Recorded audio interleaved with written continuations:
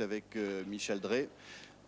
Il a bien commencé, hein, Dreekmann. Il était, comme à son habitude, très posé, très placide dans le jeu. Il a été superbe, Lionel. Il a fait une démonstration de jeu simple, de jeu parfaitement posé. On avait l'impression de n'être pas pressé par rien et les points tombaient, les points défilaient. Au point que Larsson en est arrivé à un moment où il ne savait plus où jouer et que faire pour marquer des points. La première manche a été remportée 6-3 par le jeune Allemand en seulement 27 minutes. Voilà, il fait tout, des revers, des coups droits. Il est tout à fait bien dans le terrain. Larsson rarement parvient à faire ce genre de choses, c'est-à-dire à être à la bonne place. La technique du jeune Allemand fait merveille dans tous les coins du court. La deuxième manche a été plus disputée puisque cela s'est joué au tie-break. Un tie-break remporté par l'Allemand avec une belle petite bataille là au filet remportée par le Suédois.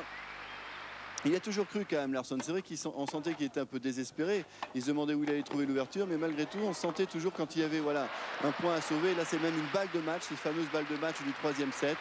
Il s'est libéré finalement à ce moment-là parce qu'il était dos au mur. Oui, la vraie force de Larsson, pardon, ça a été d'abord, comme vous le dites, d'y croire toujours, bien que n'étant pas bien placé dans ce match, mais surtout, et on est en train d'en voir, lorsqu'il s'est trouvé en position de perdre ce match totalement, il a su faire des choses extraordinaires. Les 6 balles de match, il les a jouées avec cette impétuosité-là, cette hargne-là et ce courage-là. Et ça n'arrive tout de même pas fréquemment. Alors ce qui a été terrible par la suite, c'est qu'une fois que Dreekmann a été remonté et battu au tie-break dans le troisième set, sans doute a-t-il trop pensé à ses balles de match. Il a pris une véritable correction par la suite, 6-0 dans la quatrième manche en 21 minutes. Il semblait d'un seul coup complètement perdu. Alors ce qu'il disait qu'il fallait qu'il se calme. Voilà le jeu qui marque après 9 jeux perdus.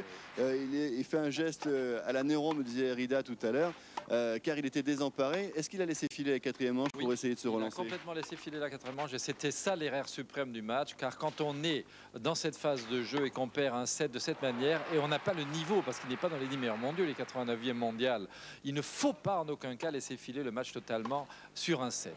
Il a eu tort, il s'est fait battre, il est jeune, il va en récupérer, enfin il va se récupérer, je l'espère, mais c'est un match qui va le marquer. Patrice en sait quelque chose, car il y en a d'autres qui ont été marqués par ce type de match. Le revers de Larsson, qui est tout aussi bon quand il le frappe légèrement lifté que quand il le coupe.